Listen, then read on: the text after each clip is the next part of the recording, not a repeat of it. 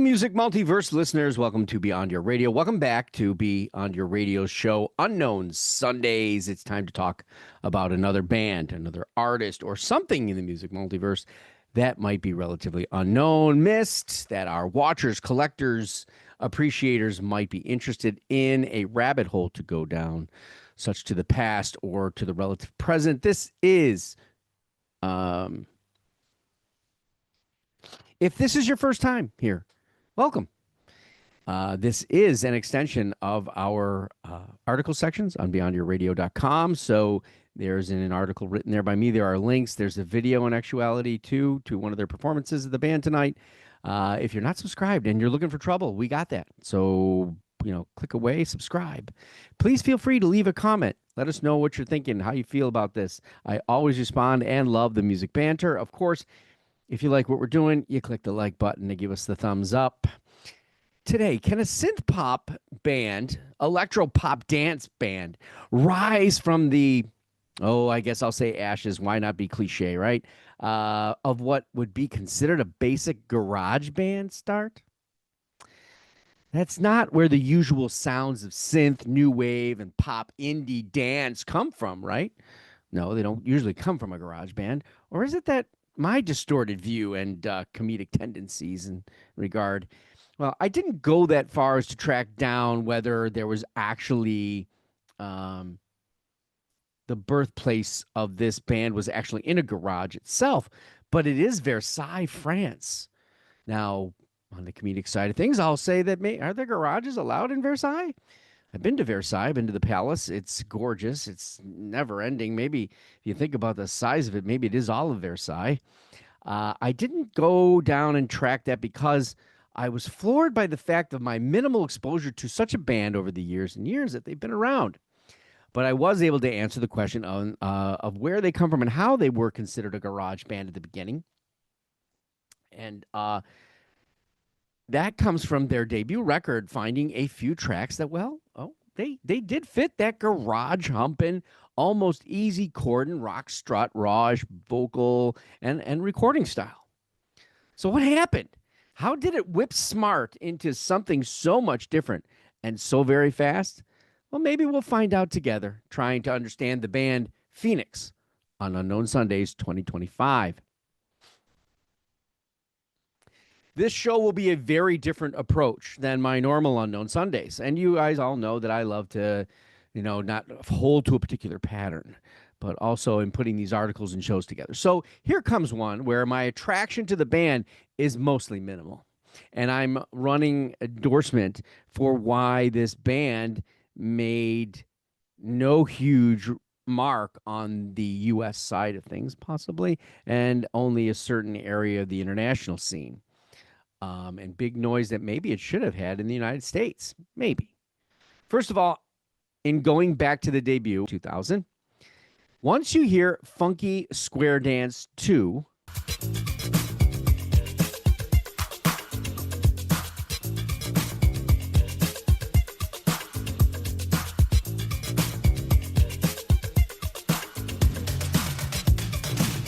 Funky Square Dance, Funky Square Dance, Funky Square Dance.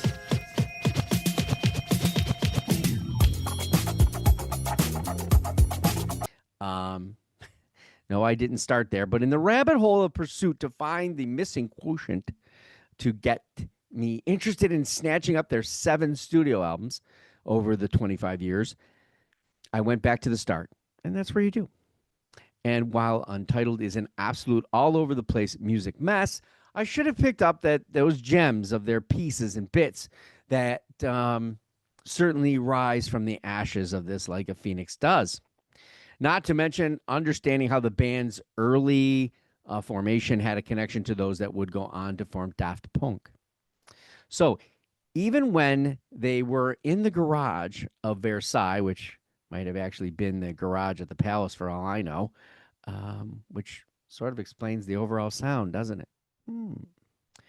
I mean, that song there even has a rock guitar solo, Das Beats, and yes, line dance cohesion and a Peruvian unhinged youthful swagger, very seldom seen in the country of the well-dressed, courteous, and beautiful. I don't know if you've been to Paris or in France, but the people are very well put together. There's no sweatpants and hoodies. It's a far cry from French, but maybe it was just as well because it was kind of like lost in translation. Come on, I had to go there because Too Young was the very reason I avoided this band in the first place, I think. Thomas Pablo Croquet is the lead vocalist and Phoenix multi-instrumentalist that allows this kind of band to kind of continue in the first formative years without a drummer. That's right. This is a band that has had that same member now since conception. That's something to pull off, in these days. Thomas Mars, as he is referred to because he wanted a stage name. I don't know. Maybe he thought he wanted to be cool as Johnny Marr, right? I'm making that shit up for fun. But Tom is a great, great front man in this particular sense. You got Deck Darcy, who plays bass and keyboards. I think probably one of the songwriters, in fact, too.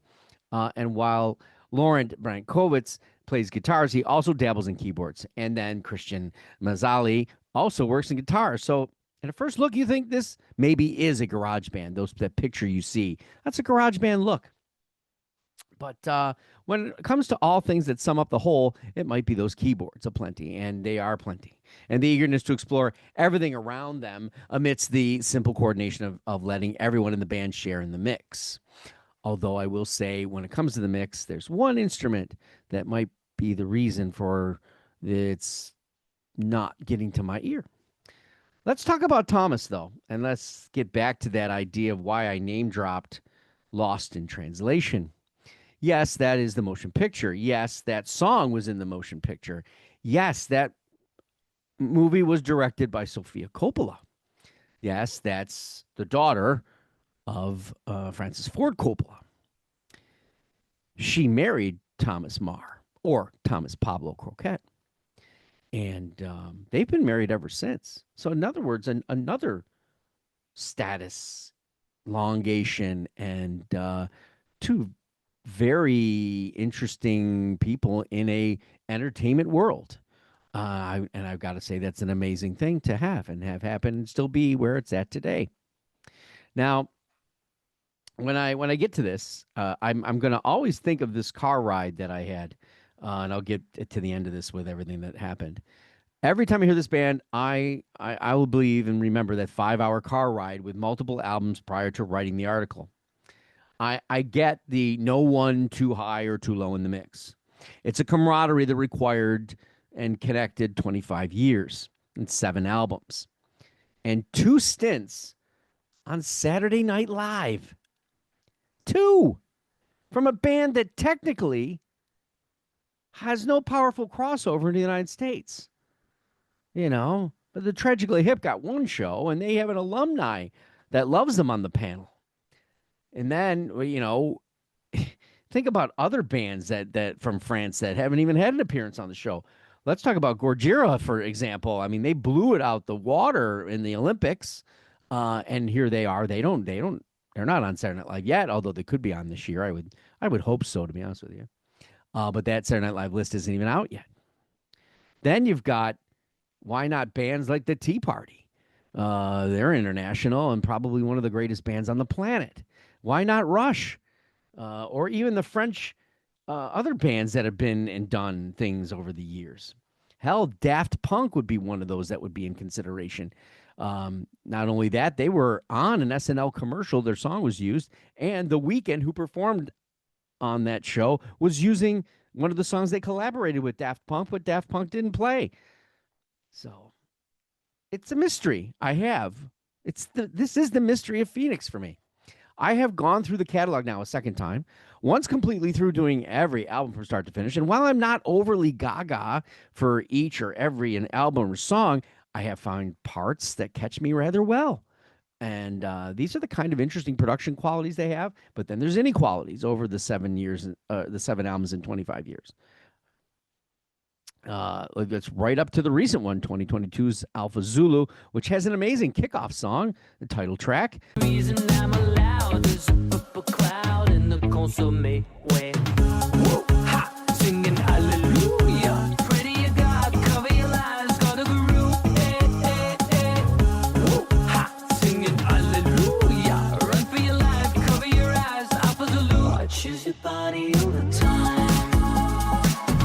It's rather fun and it's cool.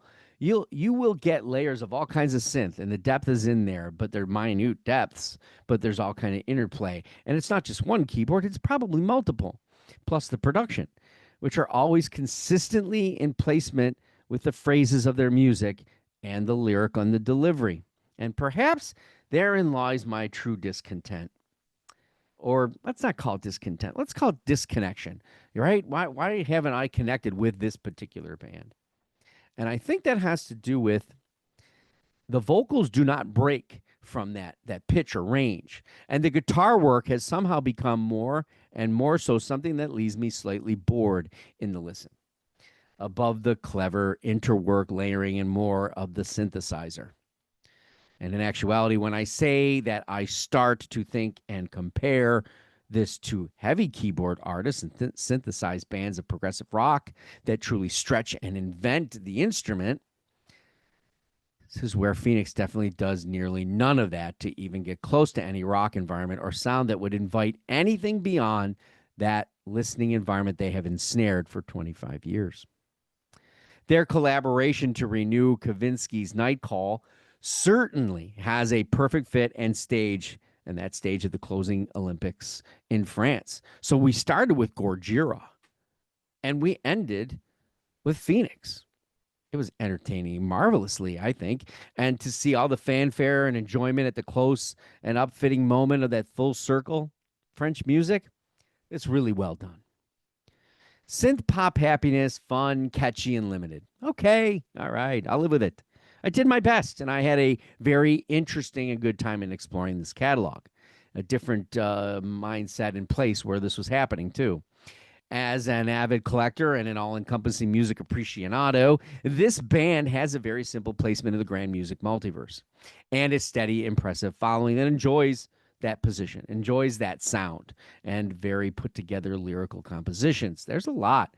They deliver, and it fits. And while the music doesn't tickle my darker regions, oh, that came out wrong a little bit, have a depth that I would love to see happen if their skill set was there to provide it, they have grown away from the Versailles Garage Band to an appreciated position that puts them into the discussion of impressionists like that of Gary Newman, the Human League, and most currently Passion Pit. But I would love to see them do more like they did on All Eyes on Me recently, which put them closer to Arcade Fire or maybe even the Foals.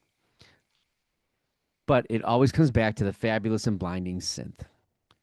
Hard to believe how overpowering or debilitating it could be, and how it could and might affect or effect the listening outcomes for millions.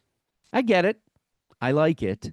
And perchance, if the U's been as kind to me, I might be adding albums into my collection and enjoying another spin around the Versailles sun. I'm going to give a little prologue here so you know what was going on at the time.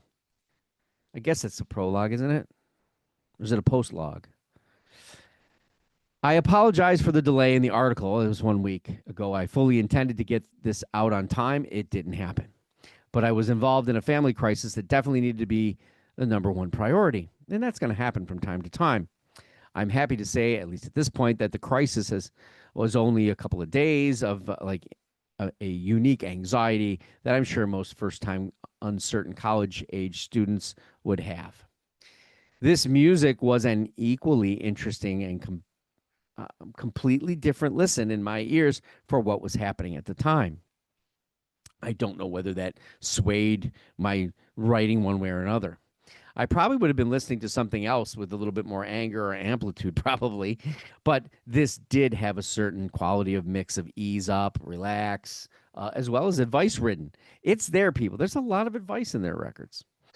As for our daughter, she is doing extremely well adjusting to her new surroundings and finding new courage she might not have thought she had. But we knew she did all along. When in Rome, my friends, or when in Listomania, Phoenix albums, United 2000. I'm listening to myself now. I'm realizing I might have said Untitled. Alphabetical 2004. It's Never Been Like That in 2006. Wolfgang Amadeus Phoenix, 2009. That's one of the better titles. Bankrupt, 2013. Wonder what that was about. Ti Amo, 2017. And Alpha Zulu in 2022. What did you think of Phoenix? What did we miss? What did I miss? Do you have their entire catalog? Do you really know them? I mean, what, did you really know them before the Olympics? That's another interesting, or maybe even SNL. Are you swooning now or still left out of the French European loop? Next week, join me for Anna Lapman, a very special and unique part of the Royal Albert Hall that is overshadowed by the fame that plays there. We're on the web at beyondyourradio.com, Facebook, Twitter, Instagram, YouTube, of course. We've got articles, videos, podcasts, albums, artists, bands, anything we can get our hands on is what drives us here. Go Beyond Your Radio with us, a real music appreciation channel. As always, thanks for watching and happy listening.